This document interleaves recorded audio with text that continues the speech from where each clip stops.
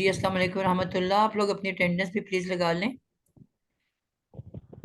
जी औज़ुबिल्लाहि मिनश्शैतानिर्रजीम बिस्मिल्लाहिर्रहमानिर्रहीम।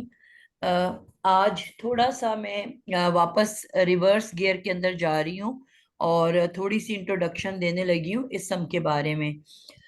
हम लोग जिस तरह के ऑलरेडी पढ़ चुके कि कुरान मजीद के अंदर सिर्फ तीन तरह के अल्फाज हैं।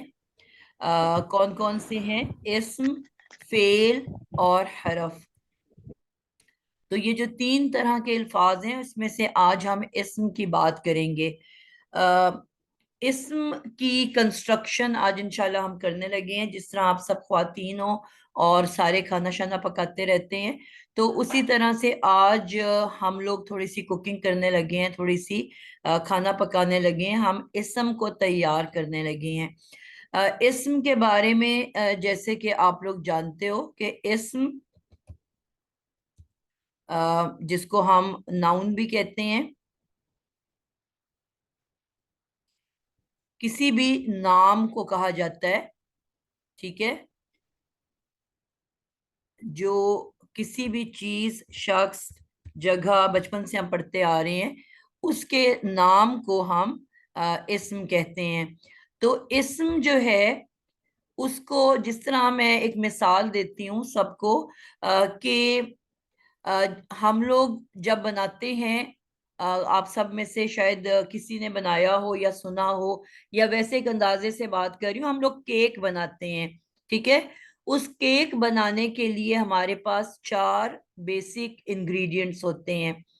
हम केक बनाने के लिए, हमें आप अंदाजा भी लगा सकते हो जिसने कभी नहीं भी बनाया हुआ, कि एक हमारे पास जो है मैदा होता है। मैदे के अंदर हम लोग अंडा मिलाते हैं, दूसरी इंग्रेडिएंट हो गया। और अंडा जो है उसके बाद हम उसके अंदर चीनी मिलाते हैं, और ऑयल या घी या मक्खन में से कोई एक चीज मिलाते हैं। तो ये चार बेसिक इंग्रेडिएंट्स हैं। एक बेसिक रेसिपी जो होती है, अंडे का हम वजन करते हैं, और जो भी अंडे का वजन होता है बिल्कुल उसके मुताबिकत से हम ये बाकी तीन चीजें ऐड कर देते हैं, तो हमारा एक बेसिक केक तैयार हो जाता है। यानी कि केक बनाने के लिए हमें बेसिक चार इंग्रेडिएंट्स की जरूरत होती है। अब हमें ये फर्क नहीं पड़ता कि जो है हम मक्खन इस्तेमाल करें, ऑयल इस्तेमाल करें, घी इस्तेमाल करें, या हम चीनी पिसी हुई लें या साबत लें। बहरहाल हमें इन चार इंग्रेडिएंट्स की जरूरत है। इनमें से मैं कोई एक चीज भी माइनस कर दूंगी तो मेरा केक तैयार नहीं होगा। लेकिन इसके अलावा मैं इसमें बहुत ढेर सारी इंग्रेडिएंट्स ऐड भी कर सकती हूँ और सब्ट्रैक्ट भी कर सकती हूँ। मसलन मैं इसके अंदर चाहूँ तो मुख्तलिफ किस्म के रंग डाल सकती हूँ। आपने देखा लाल नीले पीले आपको केक मिल जाते हैं। इसी तरह मैं चाहूँ तो उसके अंदर मुख्तलिफ फ्रूट्स डाल सकती हूँ, फल डाल सकती हूँ, और मैं कहूंगी जी ये केले का केक है, या ये स्ट्रॉबेरी केक है, या ये मैंगो का, आम का केक है। इसी तरह मैं उसमें मुख्तलिफ नट्स डाल सकती हूँ, मैं अखरोट, बादाम, पिस्ता कुछ भी मिला के उसका केक बना सकती हूँ। किशमिश डाल सकती हूँ, मैं उसके अंदर मुख्तलिफ चॉकलेट या कॉफी डाल सकती हूँ। यानी कि जो भी मैं डालती जाऊंगी उससे रंग का, खुशबू का या जायके का फर्क आता जाएगा। लेकिन अगर मैं उसको निकाल दूंगी तो मेरे जो वो बेसिक केक है उस पे कोई फर्क नहीं पड़ेगा। लेकिन अगर बेसिक चार इंग्रेडिएंट में से मैंने कोई एक भी माइनस कर दिया तो मेरा केक किसी भी सूरत में तैयार नहीं होगा। तो इसी नजरिए को जहन में रखते हुए आपने आज इस मेरे टॉपिक को समझना है कि मैं जो हूँ एक इस्म को तैयार करने लगी हूँ, और इस्म तैयार करने के लिए मुझे चार बेसिक इंग्रेडिएंट्स की जरूरत है। सबसे पहले इंग्रेडिएंट क्या है? वो है उसका अदद, क्वांटिटी। ठीक है, यानी कि जो भी इस्म होगा उसका कोई ना कोई अदद होगा।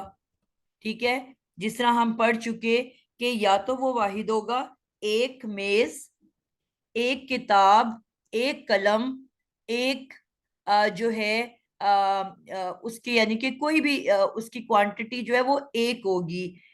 एक वाहिद अल्लाह, एक कलम, एक किताब, ایک کاپی، ایک پنکھا، ایک بتی، ٹھیک ہے، یا اس کی تعداد جمع. اب اردو اور انگلش میں ہم نے صرف دو چیزیں پڑھی، واحد اور جمع. ایک ہے تو وہ واحد ہے، ایک سے زیادہ ہے تو وہ جمع ہے، پلورل ہے. لیکن مزے کی بات یہ کہ عربی زبان میں ایک کے بعد دو چیزیں آتی ہیں، جس کے لیے لفظ ہم استعمال کرتے ہیں تثنیہ. ٹھیک ہے، دو ورڈز استعمال ہوتے ہیں، تثنیہ بھی کہتے ہیں اور اس کو مثنیٰ بھی کہتے ہیں. ٹھیک ہے، کہیں آپ کو ایک لفظ نظر آ جائے گا اور کہیں آپ کو دوسرا ورڈ نظر آ جائے گا. تو تثنیہ یا مثنیٰ،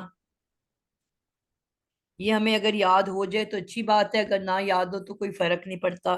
ٹھیک ہے، لیکن آپ کو یہ نالج ہونا چاہیے کہ ہمارے پاس ہمیں چار یعنی کہ تین عدد ملیں گے، واحد، تثنیہ اور جمع.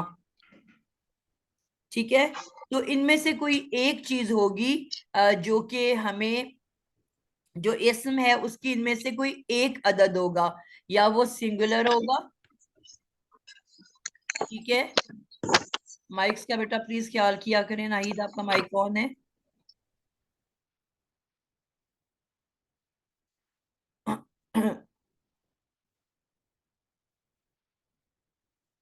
جی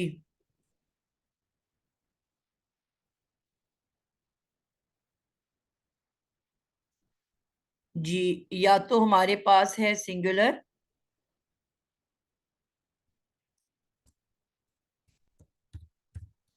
یا ہمارے پاس ہے ڈیول، اور یا ہمارے پاس ہے پلورل. ٹھیک ہے، یہ ایک نئی چیز ہے جو کہ اردو یا انگلش کے اندر نہیں پائی جاتی، لیکن عربی زبان کے اندر یہ ہمارے پاس موجود ہے. ٹھیک ہے، تو یعنی کہ اب ہمارے پاس جو بھی اسم ہوا کرے گا ہمیں یہ دیکھنا پڑے گا کہ اس کی عدد کیا ہے.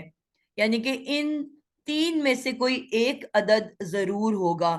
اس کی ہم جس طرح ہم نے پچھلی کلاس میں پڑھا کہ ہم اردو میں جس طرح آخر میں الف نون واو نون یا نون کا استعمال کرتے ہیں، تو عربی میں بھی یہی تین چیزیں استعمال ہوتی ہیں. کون سی تین چیزیں استعمال ہوتی ہیں؟ کسی بھی لفظ کے آخر میں یا تو الف نون استعمال ہوتا ہے، اگر ہم سمپل سا بنانا چاہیں تو اس کے اندر الف نون کا استعمال ہوتا ہے، یا نون کا استعمال ہوتا ہے اور واو نون کا استعمال ہوتا ہے. یعنی کہ ان میں سے کوئی ایک چیز لازمی موجود ہوگی ہمارے پاس. یہ اینڈ پہ جب ہمیں نظر آتا ہے تو یہ ہمیں عدد کے بارے میں بتاتا ہے. جب کوئی بھی اسم، اس کو ہم انشاءاللہ آگے جا کے دیکھتے ہیں، تو یہ عدد کے لیے تین چیزیں ہم نے کہا تھا. لفظ کے بیچ میں ایک مادہ ہوتا ہے، مادے کے شروع میں کچھ چیزیں ایڈ ہوتی ہیں اور مادے کے اینڈ پہ کچھ چیزیں ایڈ ہوتی ہیں. ٹھیک ہے، تو اب مادے کے بعد یہ تین چیزیں جب ہمیں نظر آئیں گی، الف نون، واو نون، یا نون، تو اسی طرح مؤنث کے لیے وہ انشاءاللہ ہم ابھی آگے بات کر لیتے ہیں مؤنث کے ٹاپک میں. تو یہ تین چیزیں انشاءاللہ ہم جب دیکھیں گے تو ہم عدد کے بارے میں جان جائیں گے کہ اس کا عدد کیا ہے، کوانٹٹی کیا ہے. تو اس کا تعلق عدد سے ہوتا ہے. اسی طرح ہمارے پاس جو دوسری چیز ہے وہ کیا ہے، جب کسی بھی اسم کا دوسری انگریڈینٹ کیا ہے جس کا ہونا ضروری ہے کسی بھی اسم کو اسم ہونے کے لیے، وہ ہے اس کی جنس. ٹھیک ہے، ہر اسم کی کوئی نہ کوئی جنس ہوتی ہے، یا تو وہ مذکر ہے یا وہ مؤنث ہے. ٹھیک ہے، لیکن کوئی نہ کوئی جنس اس کی ضرور پائی جائے گی. یعنی کہ یہ پاسبل نہیں ہے کہ کوئی بھی اسم بغیر جنس کے ہو.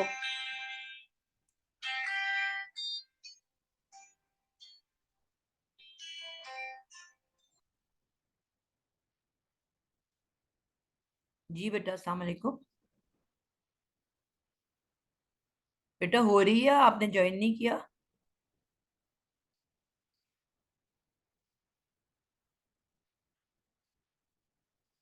जी। तो जो भी हमारे पास इस्म होगा उसकी कोई ना कोई जिन्स का होना लाजिम है, ठीक है। यानी कि उसका कोई ना कोई जेंडर होगा, या तो वो मैस्कुलिन होगा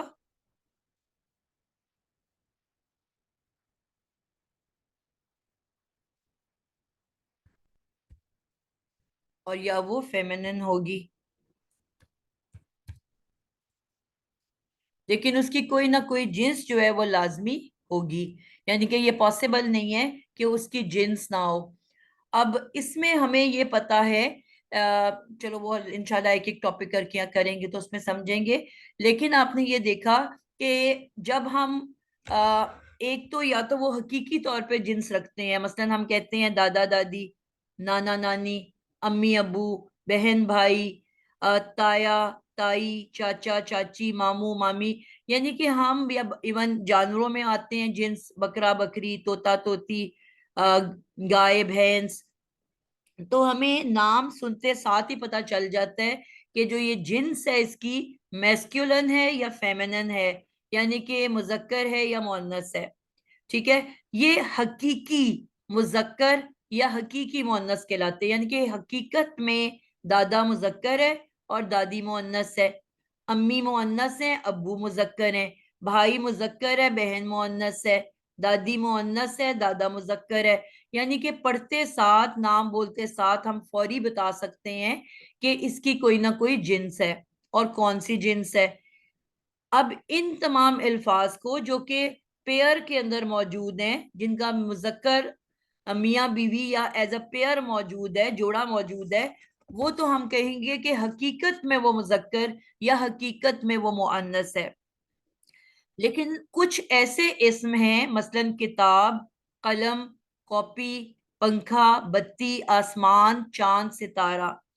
अब इनकी भी कोई ना कोई, जब मैंने कहा हर इस्म की जिन्स होती है, तो आप कहोगे इनके तो कोई पेयर नहीं होते, इनका तो कोई मियाँ बीवी नहीं होता, कोई बहन भाई नहीं होता, कोई अम्मी अबू नहीं होते, दादा दादी नहीं होते, यानी कि जोड़े की सूरत में तो होता ही नहीं। आप ये तो नहीं कहते हो कि मिस्टर बुक और मिसेस बुक, ठीक है। अम्मी बुक या अब्बा बुक, बेटी बुक या भाई बुक या बेटा बुक। यानी कि इनका कोई भी अपनी जिन्स नहीं होती। लेकिन हमने क्यों कहा कि हर इस्म की कोई जिन्स होती है? इसलिए क्योंकि बात करने के लिए, बोलने के लिए हमें कोई जिन्स का बोलना जरूरी है। यानी कि मैं ये कहूंगी किताब मेज पर पड़ी है, या मैं ये कहूंगी किताब मेज पर पड़ा है। अगर मुझे कोई जिन्स नहीं पता होगी तो मैं कैसे बात करूंगी, मैं कैसे जुमला बनाऊंगी कि किताब पढ़ी है कि किताब पढ़ा है, किताब पुरानी है कि किताब पुराना है, किताब जो है फटी है या किताब फटा है, मेज टूटी है या मेज टूटा है, कलम जो है वो छोटी है या कलम छोटा है।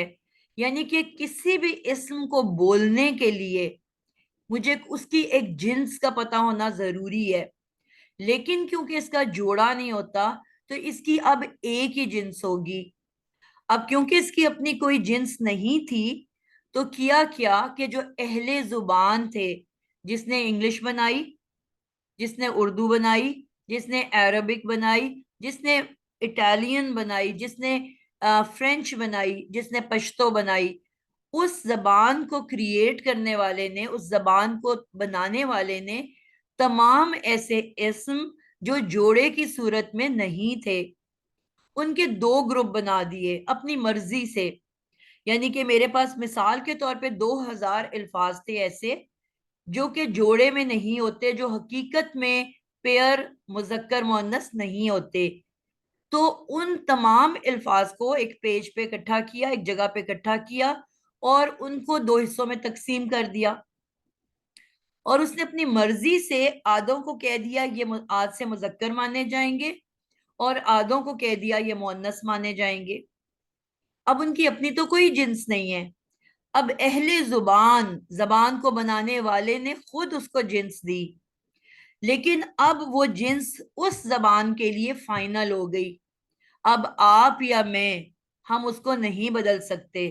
اب یہ نہیں ہوگا کہ عائشہ کا دل کرے تو وہ کہے کتاب پڑھی ہے، اور عنبر کا دل کرے تو وہ کہے کتاب پڑھا ہے. اب اگر ہماری زبان میں کتاب مؤنث ہے تو مجھے مؤنث ہی کہنا ہوگا. فرینچ میں اگر یہ مذکر ہے، جب ہم فرینچ زبان سیکھیں گے تو اس میں ہم اس کو مذکر ہی بولیں گے. عربک زبان سیکھنی ہوگی تو اب مجھے عربک میں جا کے دیکھنا پڑے گا، مجھے سننا پڑے گا، اور پھر میں بتاؤں گی کہ یہ کتاب ہے یا قلم ہے یا کاپی ہے، وہ مذکر ہے کہ مؤنث ہے. اب مجھے عربی بولتے ہوئے اس کے مطابق بولنا پڑے گا. نگت میں بات ختم کروں تو انشاءاللہ آپ سے سوال لیتی ہوں. ٹھیک ہے؟ تو اس کا کیا مطلب ہوا کہ ہر زبان میں وہ مذکر یا مؤنث کا ہونا کتاب کا مختلف ہو سکتا ہے. اگر ایک زبان میں وہ مذکر ہے تو دوسری زبان میں وہ مؤنث ہو سکتا ہے. ایک ملک کے اندر بھی مختلف زبانوں میں مختلف. انڈیا میں دہلی اور لکھنؤ ایک جگہ کہا جاتا ہے دہی کھٹی ہے، اور دوسری جگہ کہا جاتا ہے دہی کھٹا ہے. یعنی کہ ایک ملک کے اندر دو مختلف زبانوں میں یا دو مختلف معاشروں میں یا علاقوں میں دہی ایک جگہ مذکر بولی جا رہی ہے اور دوسری جگہ اسی دہی کو مذکر بولا جا رہا ہے. ٹھیک ہے؟ تو اب ہمیں یہ پتا چل گیا کہ یہ حقیقت میں ایکچولی نہ مذکر ہے نہ مؤنث ہے، بلکہ ان کو یہ جنس خود دی گئی ہے. اسی وجہ سے ان کی ہر زبان میں صرف ایک ہی جنس ہوگی. اب جس زبان کو ہم نے سیکھنا ہے ہمیں اس زبان کو سننا پڑے گا. ٹھیک ہے؟ اور سننے کے بعد ہم یہ فیصلہ کریں گے کہ یہ جو لفظ ہے، یہ مذکر ہے کہ مؤنث ہے. ٹھیک ہے؟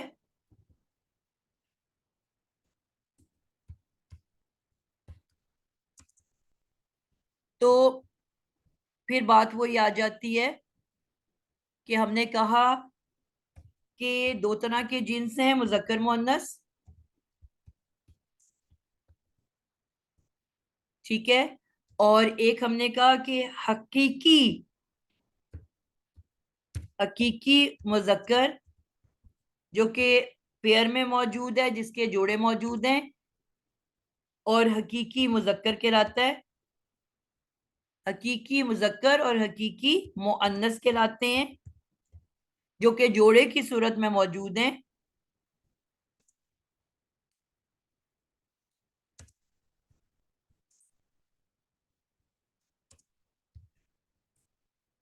ٹھیک ہے؟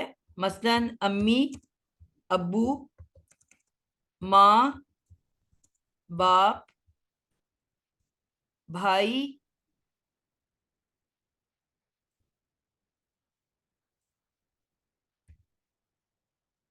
بہن، بیٹا، بیٹی، اسی طرح طوطا، طوطی، بکرا، بکری. یعنی کہ جن کے بھی پیئر موجود ہیں وہ حقیقی مذکر یا حقیقی مؤنث ہے. اور باقی جتنے بھی الفاظ ہیں جن کے جوڑے موجود نہیں، جن کے پیئر موجود نہیں، وہ کیا کہلاتے ہیں؟ غیر حقیقی مذکر اور غیر حقیقی مؤنث. یعنی کہ حقیقت سے اس کا کوئی تعلق نہیں ہے، نہ تو وہ مذکر ہیں نہ وہ مؤنث ہیں.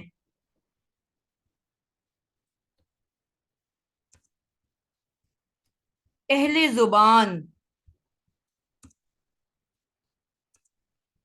نے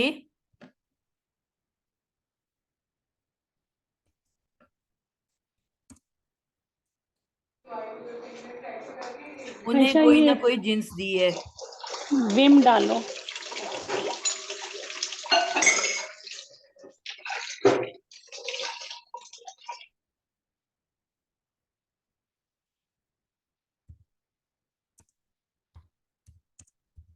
ٹھیک ہے، یعنی کہ ان کی اپنی کوئی بھی جنس نہیں ہے. جو بھی اہل زبان ہیں انہوں نے اس کو کوئی نہ کوئی جنس دی ہے.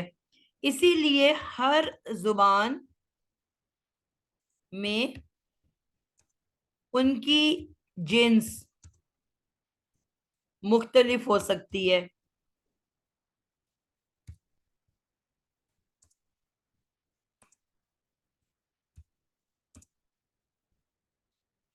یہاں تک بات سمجھ آ گئی آپ لوگوں کو؟ جس بھی علاقے میں آپ جاؤ گے اس میں وہ مختلف ہو سکتی ہے.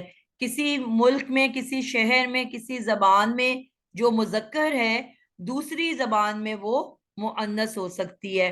میں ایک دفعہ ختم کر لوں تو میں آپ سے سوال لیتی ہوں، ٹھیک ہے؟ اچھا، اب ہم آ جاتے ہیں تیسری اس کی انشاءاللہ ہم ڈیٹیل میں بعد کریں گے. ابھی تو میں ایک جنرل آئیڈیا دے رہی ہوں کہ کوئی بھی اسم جب آپ لوگ دیکھو گے تو اس میں آپ کو یہ 4 چیزیں تلاش کرنی ہوں گی، یعنی کہ اس کے بغیر وہ اسم نہیں ہو سکتا. اب پہلی بات ہم نے کی کہ اس کے اندر کوئی نہ کوئی عدد ہوگا، یا تو وہ واحد ہوگا یا وہ تثنیہ یا مثنیٰ ڈیول ہوگا، 2 کے میننگ دے گا. 2 قلم، 2 کتابیں، 2 پینسلیں، 2 الماریاں، 2 آسمان.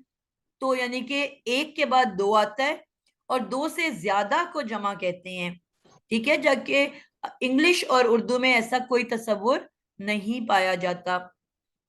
تیسرے نمبر پہ جو چیز اسم کے اندر آنا لازمی ہے وہ کیا ہے؟ اس کی جو ہے اس کے لیے لفظ استعمال ہوتا ہے وسعت. اب وسعت کا مطلب ہوتا ہے پھیلاؤ.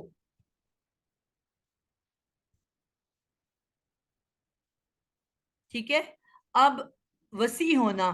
اب اس میں بہت آسان سی چیز ہے، نام آپ کو مشکل سا لگ رہا ہے لیکن ہم یہ بچپن میں چھوٹی سی کلاس 1-2 میں پڑھتے آ رہے ہیں. یعنی کہ کوئی بھی جو اسم ہے وہ اسم یا تو معرفہ ہے اور یا وہ نکرہ ہے. یعنی کہ عام نام اور خاص نام، یہ ہم ابھی بات کر چکے ہیں پہلے بھی. ٹھیک ہے، جو بھی اسم ہوگا اس کی 2 یا تو وہ عام اسم ہے مثلا کاپی، پینسل، قلم، اور یا وہ خاص نام ہے لڑکی، لڑکا. اور خاص نام کیا ہے؟ عائشہ، اسد، احمد، محمد، افشاں، افروز. پاکستان خاص نام، شہر عام نام، لاہور خاص نام، ملک عام نام. تو یعنی کہ جو نام ہیں وہ یعنی کہ ان کی جو ہے کوئی نہ کوئی ایک کنڈیشن آپ کو ملے گی کہ وہ خاص ہے یا عام ہے. تو اس کو کہتے ہیں ہم وسعت، یعنی کہ کامن ناؤن یا پراپر ناؤن.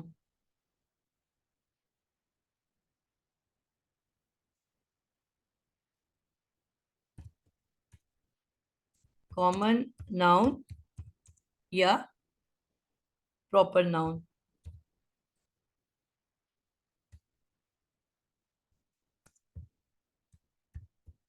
ٹھیک ہو گیا، یعنی کہ وہ جو اسم ہوگا اس کی کوئی ایک چیز سے ضرور تعلق ہوگا، یا تو وہ کامن ناؤن ہوگا یا وہ پراپر ناؤن ہوگا، یا تو وہ نکرہ اسم ہوگا یا وہ معرفہ اسم ہوگا. یعنی کہ ان میں سے کوئی ایک نہ ایک چیز لازمی ہوگی. جو بھی ہم اسم دیکھیں گے، یعنی کہ ہم قرآن مجید کے اندر اگر ہم نے دیکھا مثال کے طور پہ رحمان، تو الرحمن، اب اس ال کو دیکھتے ہی مجھے پتا چل گیا کہ یہ خاص نام ہے، تو میں فوراً کہوں گی یہ پراپر ناؤن یا معرفہ اسم ہے. اسی طرح میں کہوں گی کتاب، تو اب مجھے پتا ہے کہ یہ کامن ناؤن ہے، نکرہ اسم ہے. اسی طرح اگر میں کہوں گی الصلاۃ، تو صلاۃ نماز کو کہتے ہیں، اس کے ساتھ ال لگا میں نے دیکھا تو ال مجھے پتا ہے کہ کسی عام اسم کو خاص کر دیتا ہے، تو مجھے فوراً پتا چل جائے گا کہ یہ معرفہ اسم ہے. اسی طرح میں کہوں گی کوئی لفظ دیکھتی ہوں میں جو کسی شہر یا ملک کا نام ہے یا کسی پیغمبر کا نام ہے، تو اب مجھے فوراً پتا ہے کہ یہ खास नाम है या मारिफा नाम है, तो मैं अंदाजा लगा लूंगी उनकी निशानियों से कि ये मारिफा नाम है या नकीरा।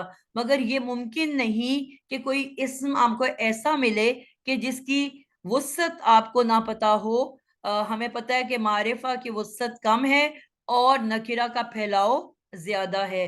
मसलन मैं कहती हूँ क्लास में कितने बच्चे हैं, तो आप कहोगे क्लास में इस वक्त 95 बच्चे हैं, यानी कि 95 बच्चे हैं। ठीक है। लेकिन जब मैं बात करूंगी कि अब ये नामों की लिस्ट जब आ जाती है ना, उसको मुझे हटाना नहीं आता।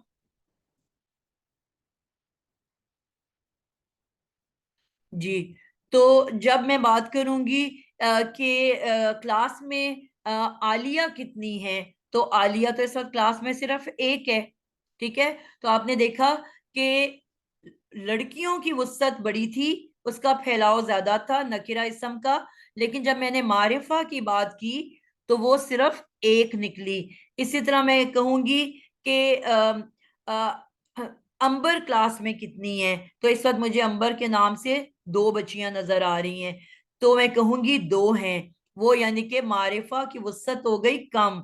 लेकिन अगर मैं कहूंगी कि इसमें लड़कियां कितनी हैं, तो आप फौरन कहोगे 95, यानी कि उसका फैलाव ज्यादा हो गया।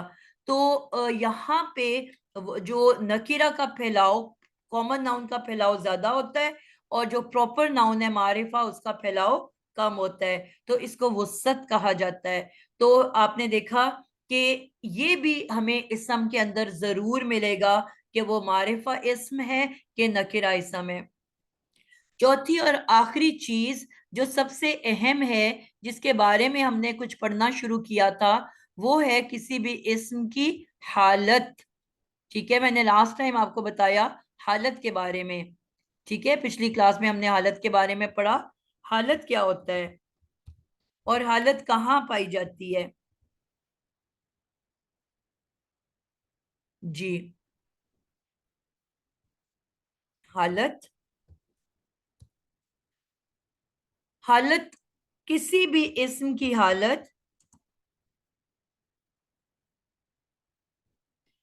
किसी भी इस्म की हालत लफ्ज के आखिर में पाई जाती है।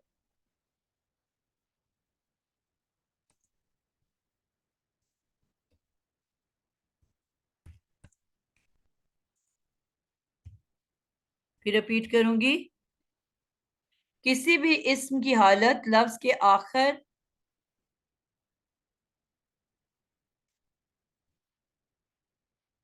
में पाई जाती है।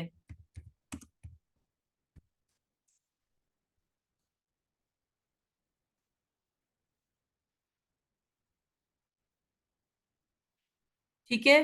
अब हालत कहते किसको है। अब हालत की दो इकसाम है।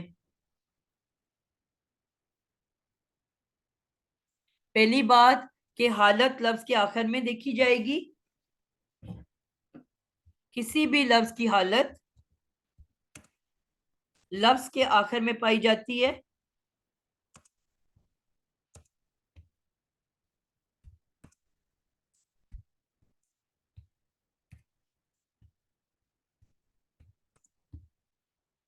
ठीक है।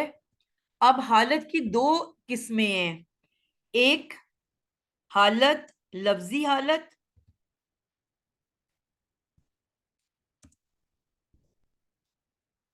और एक हरकत की हालत।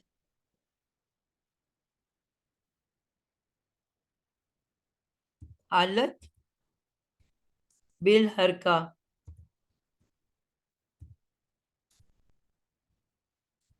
ठीक है। तो दो तरह से हम हालत को देख सकते हैं, एक लफ्जी हालत और एक हालत बिल हरका। अब लफ्जी हालत हम कहाँ देखेंगे, जब किसी भी इस्म के आखिर में, इस्म के आखिर में क्या होगा, अलिफ नून या नून या वाव नून, यानी कि नून पाया जा रहा है। ठीक है, तो ये लफ्जी हालत है, यानी कि अलिफ नून या नून और वाव नून को देख के मैं फौरन उसका हालत बयान करूंगी। और एक है, अब इसको मैं आसान लफ्जों में कह दूंगी, नून ग्रुप। ठीक है, यानी कि दो हम इसमों को दो ग्रुप में बांट देते हैं। एक कहलाएगा नून ग्रुप, यानी कि जिसके आखिर में आपको ये नून नजर आ रहा है, अलिफ नून या नून वाव नून। और दूसरे को मैं आसान लफ्जों के लिए, आसानी के लिए कह दूंगी बगैर नून ग्रुप। बगैर नून ग्रुप, बहुत ही आसान सी बात है। यानी कि वो तमाम इस्म जिनके एंड पे आपको ये नून नजर नहीं आ रहा, अलिफ नून वाव नून या नून, ये नहीं है। ठीक है, अलिफ नून वाव नून या नून आखिर में नहीं पाया जाता, तो ये तमाम अल्फाज बगैर नून ग्रुप होंगे। ठीक है, अब जो हालत है, अभी आपने देखा कि अलिफ नून या नून वाव नून भी एंड पे होता है, और एक पेश,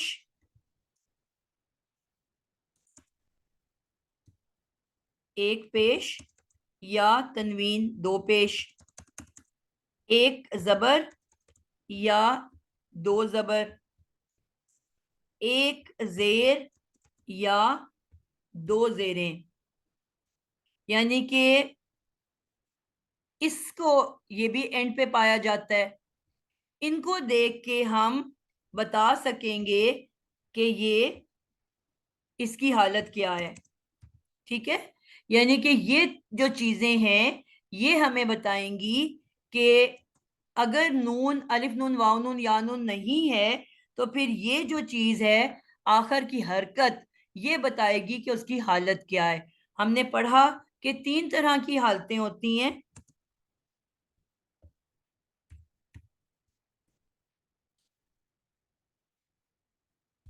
तीन हालतें हैं, कौन कौन सी? पेश, एक पेश की हालत,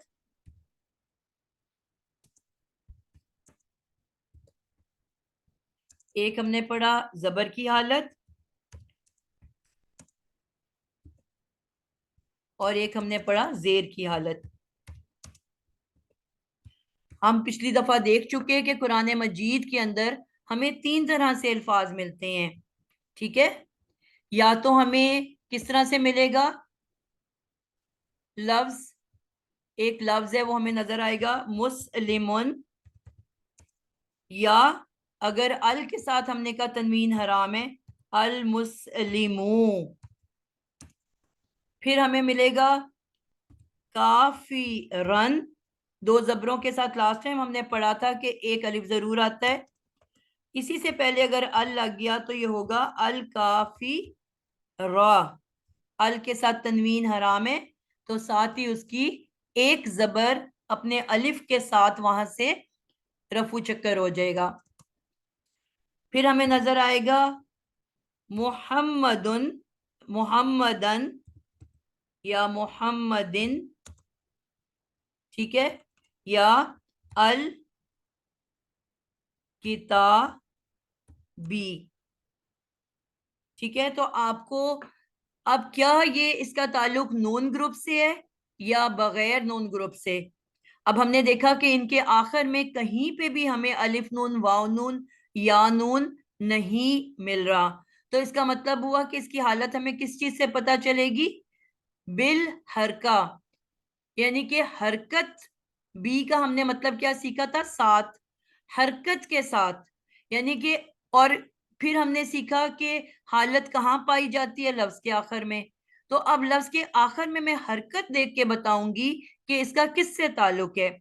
अगर मी आखिरी मुस्लिम के मीम पे पेश है, चाहे वो एक है या दो है, तो मैं कहूंगी पेश ग्रुप है। अगर दो जबरें हैं या एक जबर है, तो मैं कहूंगी जबर ग्रुप से ताल्लुक है। अगर जेर है या दो जेरें हैं, मैं कहूंगी जेर के ग्रुप से ताल्लुक है। ठीक है, तो इनकी آخر کی حرکت نے مجھے فوراً آسانی سے بتا دیا، کیونکہ ہم نے ابھی سیکھا کہ جو حالت ہوتی ہے لاسٹ لیٹر سے پتہ چلتی ہے۔ اب اسی طرح میرے پاس کچھ الفاظ آ گئے، مسلمانی، مسلمونا، الکتابینا،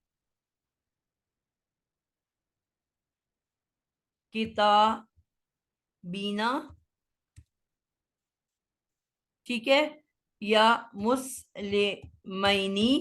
تو یہ مجھے الفاظ نظر آ رہے ہیں، کہیں پہ تو مجھے الف نون نظر آ رہا ہے، کہیں واو نون اور کہیں یا نون، ٹھیک ہے۔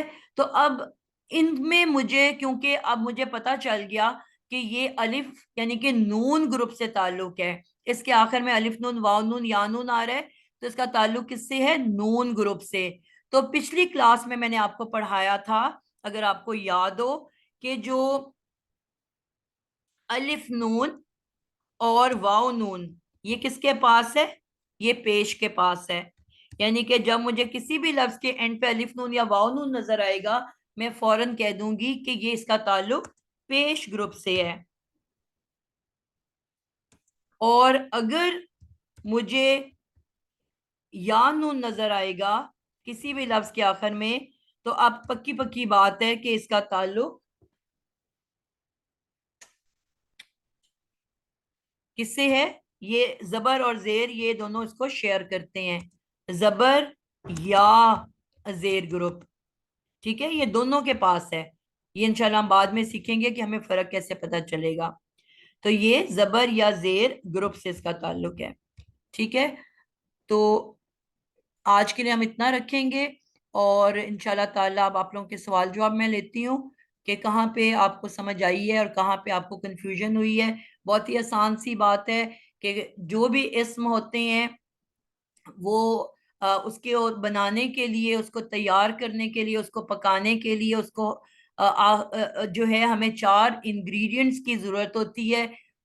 ان 4 میں سے کوئی ایک بھی اگر موجود نہیں تو اب وہ اسم نہیں ہو سکتا، یعنی کہ اب میں اس کو یا تو فعل کہوں گی اور یا اس کو حرف کہوں گی، اب وہ اسم نہیں ہو سکتا۔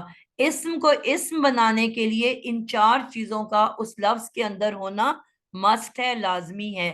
تو اگر ہم کوئی بھی لفظ دیکھتے ہیں تو اگر ہمیں پتہ چل جاتا ہے کہ یہ اسم ہے، تو ہمیں ان پوری 4 چیزوں کو اس کے اندر سے ان کی نشانیوں سے تلاش کرنا آنا چاہیے۔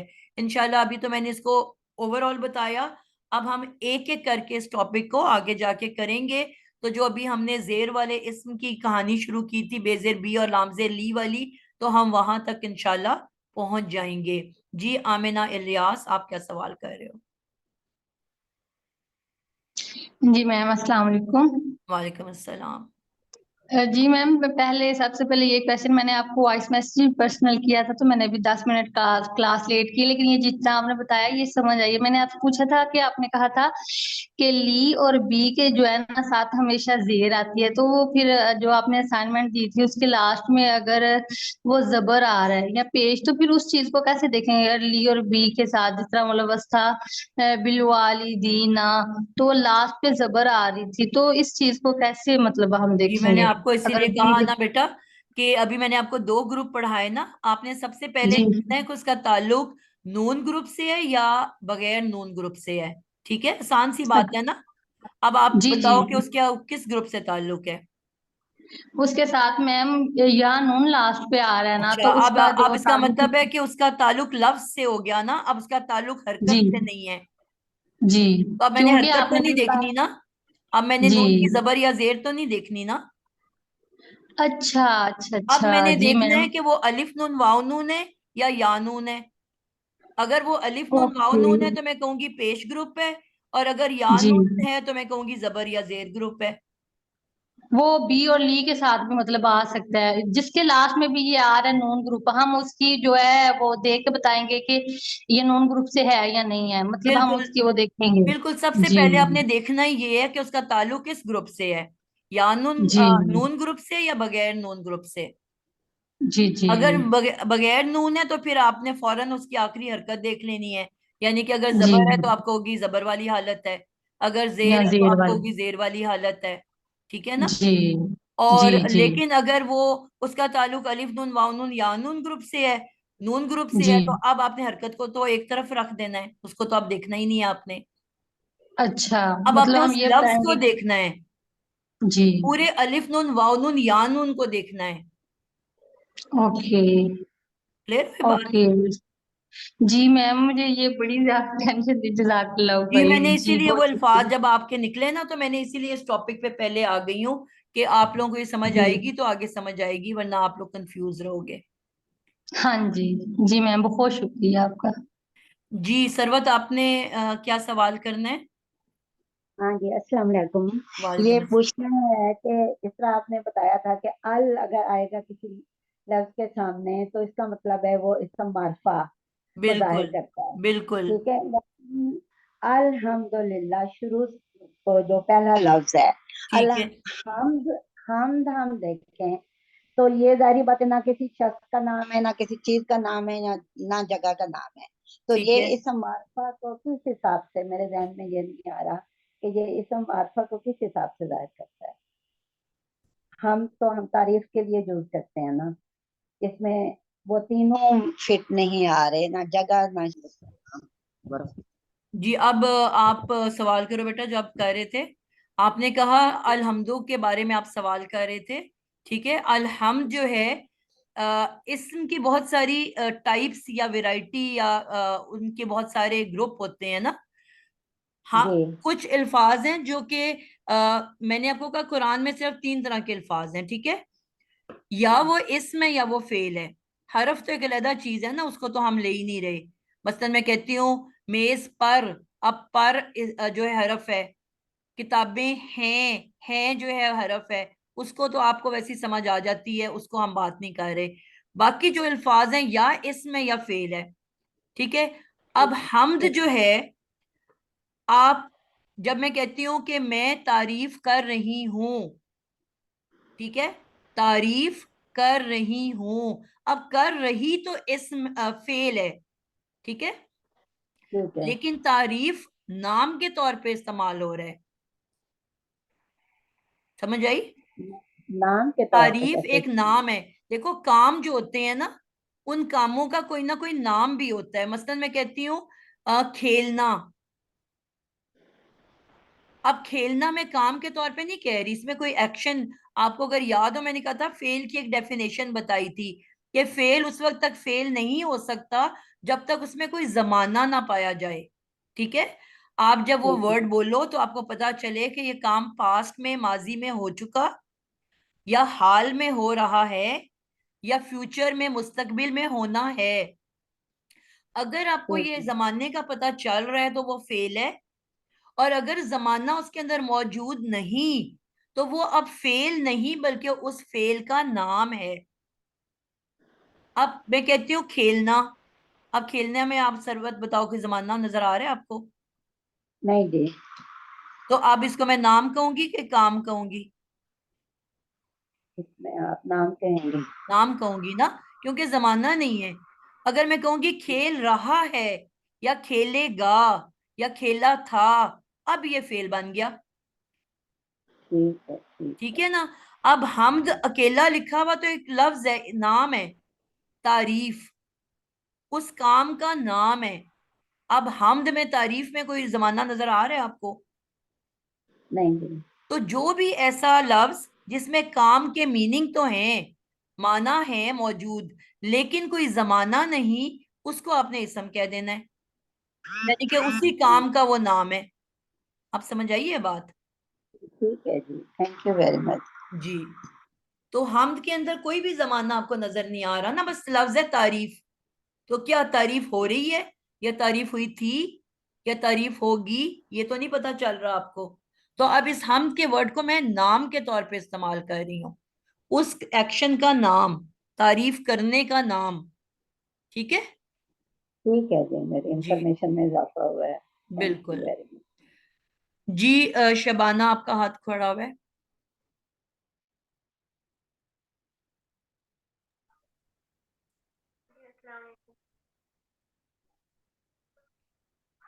शबाना जल्दी जल्दी से बोलने।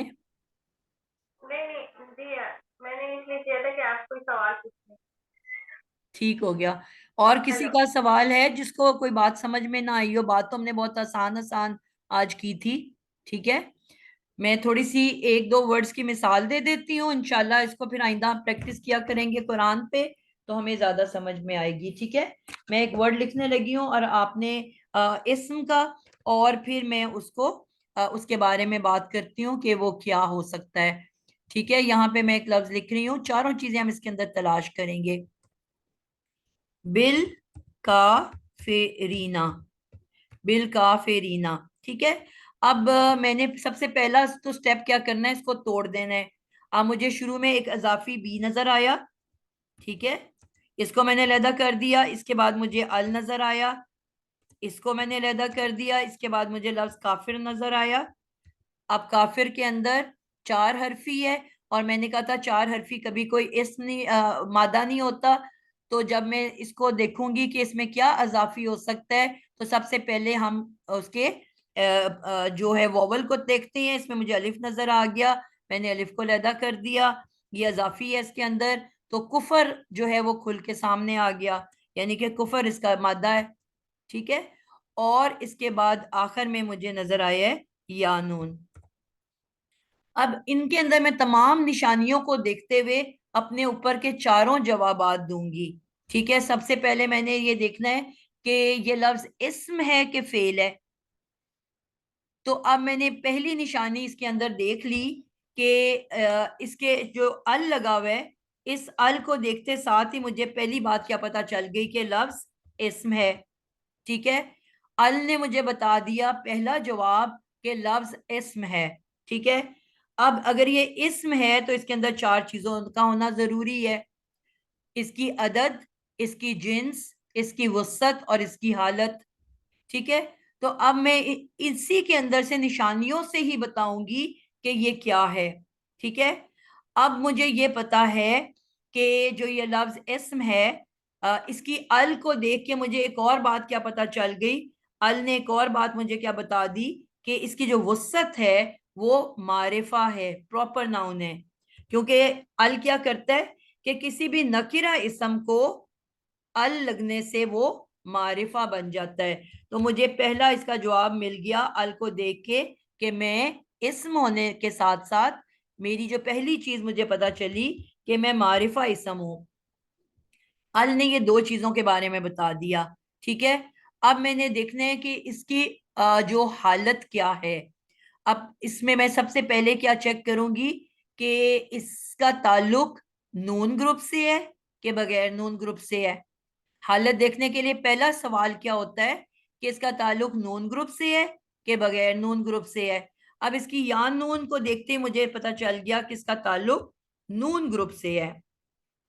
اب دوسری بات جو مجھے نون گروپ کی پتا ہے وہ میں نے کیا سیکھ لی ہے کہ نون گروپ میں نے حرکت کو ایک طرف رکھ دینا ہے. اب مجھے سے کوئی تعلق نہیں کہ نون کے اوپر زبر ہے کہ زیر ہے کہ پیش ہے. ٹھیک ہے, کیونکہ لفظ کا تعلق نون گروپ سے. اب میں نے حرکت کو تو دیکھنا ہی نہیں ہے, اب میں نے اس پورے لفظ کو دیکھنا ہے, اس پورے یا نون کو دیکھنا ہے. ٹھیک ہے, یہ پورا لفظ ہے یا نون. ٹھیک ہے, اب یا نون مجھے بتائے گا کہ میری جو کیا ہے, میری حالت کیا ہے. میں نے کہا تھا یا نون کس کے پاس ہوتا ہے, زبر یا زیر کے پاس, زبر یا زیر کے پاس. ٹھیک ہے, اب مجھے پتا چل گیا پہلی بات کہ اس کا تعلق یا تو زبر گروپ سے ہے یا زیر گروپ سے ہے. اب ایک اور کیا نشانی ہے جس کو دیکھ کے مجھے کنفرم پتا چل جائے گا کہ اس کا تعلق زبر گروپ سے ہے یا زیر گروپ سے. افشاں آپ بتاؤ گے؟ افشاں اسرار, کہ اس میں ایسی کون سی نشانی ہے لفظ میں جس کو دیکھ کے مجھے اب پکا پکا پتا ہے کہ ویسے تو یا نون دونوں کے پاس ہوتا ہے, زبر زیر کے پاس, لیکن ایک اس میں ایسی نشانی ہے جس کو دیکھتے ہی میں بتا سکتی ہوں کہ نہیں کنفرم اس کا کس گروپ سے تعلق ہے. افشاں اسرار کا نام لیا, آپ کلاس میں موجود ہو؟ جی میم. کیا نشانی ہے جو مجھے کنفرم کر دے گی کہ کس گروپ سے تعلق ہے؟ سمجھ آ رہی ہے؟ پورے لفظ میم کو, آ رہی ہے. پورے لفظ کو دیکھ کے بتاؤ ایسی کوئی نشانی اس کے اندر اللہ نے چھپائی ہوئی ہے جو مجھے فوراً بتائے گی کہ میرا تعلق زبر گروپ سے ہے کہ زیر گروپ سے ہے. میم یہ تو زیر گروپ سے. कैसे पता चला? या नून की वजह से। या नून तो बेटा दोनों के पास होता है, जबर के ग्रुप में भी आता है और जेर ग्रुप में भी आता है। बिलखसूस जेर ग्रुप से कैसे ताल्लुक है इसका? मैम ये नहीं समझ में आया। जी अफशा आप बताओगे? अब हफ्सा हफ्सा हफ्सा सिकंदर। बी की वजह से। बिल्कुल। बेटा मैंने आपको बताया था ना अफशा के बेजेर बी जब किसी इसम से पहले आता है तो उसको जेर ग्रुप में बदल देता है। जी मैम, मैंने असल में क्लासेस मिस की थी, मैंने कहा था मैं कराची गई हुई थी, तो वो सही मैंने सही, क्लास मिस की हुई ठीक हो थी, गया ठीक इसलिए हो मुझे नहीं गया। समझ आया। अब आप पिछले 2 लेसन सुनोगे ना तो आपको समझ आ जी जाएगी मैम। इंशाल्लाह। ठीक है। ठीक, ठीक है। तो बेजिर बी जब किसी भी इसम से पहले आता है तो उसके बाद लाजमी उसका ताल्लुक, उस लफ्ज का ताल्लुक जेर ग्रुप से होता है। तो बेजिर बी ने मुझे फौरन क्या बता दिया, बेजिर बी ने, कि इसका ताल्लुक जेर ग्रुप से है। यानी कि अब मुझे इसकी वुसअत का हालत का भी पता चल गया। अल से मुझे इसकी वुसअत पता चल गई, यानी कि देखा ना कि अल्लाह ने कैसे निशानियां छुपाई हुई हैं इसके अंदर। अल ने मुझे पहले बता दिया कि मैं इसम हूं, और साथ ही अल ने बता दिया कि मेरी वुसअत मारिफा है। उसके बाद इस यानून ने मुझे बता दी मेरी हालत, कि मेरी हालत क्या है। यानी कि या तो मेरा ताल्लुक या ग्रुप से है, जेर ग्रुप से है, या जबर ग्रुप से है। और उसके फौरन बाद मेरे लफ्ज के शुरू में बेजेर बी ने मुझे कंफर्म कर दिया कि नहीं, पक्की पक्की मेरी ताल्लुक जेर ग्रुप से है, जबर से नहीं है।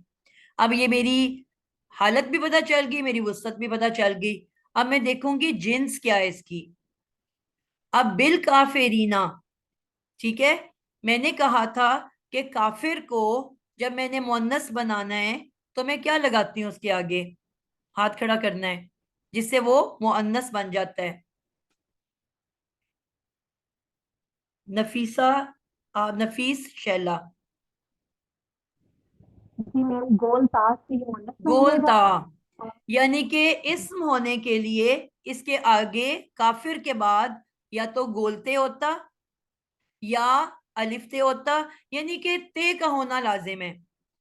ठीक है, ये जो हमने कहा था सिफत वाले इसम होते हैं, सिर्फ इसम सिफत के लिए, जिसमें कोई सिफत पाई जाती है उसकी मुअन्नस गोलते से बनती है, या उसके एंड पे अलिफ ते जमा के लिए आता है। ठीक है, यानी कि ते का होना लाजमी है। अब मैं मादे के बाद देखूंगी ते मौजूद है या ते मौजूद नहीं है। अगर तो ते मौजूद होगा तो मैं कहूंगी ये मुअन्नस है, और अगर ते मौजूद नहीं होगा तो मैं कहूंगी ये मुजक्कर है। तो अब क्योंकि काफिर के बाद मुझे ते नजर नहीं आई, तो अब मैं फौरन बता सकती हूँ कि इसका ताल्लुक मुजक्कर से है। ठीक है, आखिर में रह गया अदद। अब या नून जो है इंशाल्लाह इसके बारे में हम अगली क्लास में पढ़ेंगे, लेकिन मैं अभी थोड़ा सा बता देती हूँ कि या नून तस्निया के लिए भी आता है, ड्यूअल दो के लिए भी आता है, और या नून जमा के लिए भी आता है। बड़ी इंटरेस्टिंग सी बात है कि यानून तस्निया के लिए भी आता है, दो के लिए भी, और यानून जमा के लिए भी आता है। अब अगर आखिर में यानून लिखा हुआ है, अब मैं कैसे बताऊंगी कि दो है, कि दो काफिर हैं कि सब काफिर हैं? तो और मैंने कहा अल्लाह ताला ने इतनी मजेदार सी इसके अंदर निशानियां डाल दी हैं कि आप अल्लाह की मतलब हैरान हो जाते हो अल्लाह की, कि किस तरह अल्लाह ने इस कलाम को बनाया। और मैं कहती हूँ कि अल्लाह की शान के ऊपर सजदे में गिर जाने को दिल चाहता है कि अल्लाह की क्या शान है। तो हमें कैसे पता चलेगा कि ये दो काफिर हैं कि ये सब काफिर हैं? अब यहाँ पे क्योंकि यानुन की हरकत तो हमने नहीं देखी थी ना उसकी हालत बताने के लिए, अब यहाँ नून की हरकत मुझे अदद के बारे में बता रही है। कितनी मजेदार बात है। नून के ऊपर अगर जबर हो, ठीक है, अब जबर ऊपर होता है और नून के नीचे जेर भी हो सकती है। ठीक है, नून के ऊपर कभी तो आपको जबर नजर आएगा, कभी नून के नीचे जेर नजर आएगी।